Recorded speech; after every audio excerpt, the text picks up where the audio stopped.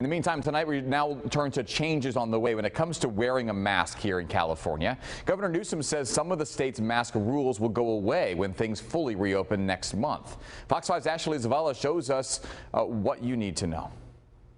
Governor Gavin Newsom says California will eliminate its outdoor mask mandates on June 15th, but it looks like some indoor rules will remain. The bottom line is we'll go back to most broad strokes, a semblance of normalcy. With California's targeted full reopening date about a month away, Governor Newsom says that's when his administration will be prepared to get rid of outdoor mask mandates. Outdoor masking, if we reach that threshold where we hope to be, will be substantially, in fact, will be eliminated. Current state mask rules allow fully vaccinated people to go without a mask in most outdoor settings, with the exception of massive gatherings like live sporting events, performances, and festivals. Meanwhile, those who are not vaccinated have to wear them in those settings and in other settings where physical distancing is not possible. As for getting rid of the indoor mask rules, Governor Newsom says California will likely have them beyond June 15th. Indoor activities, we will still have likely some mask guidelines and mandates,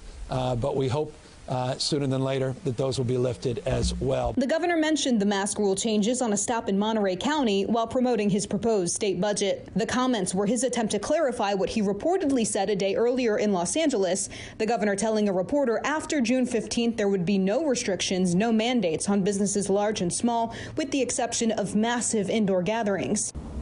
The governor said the state will be updating its mask guidelines, but didn't say exactly when.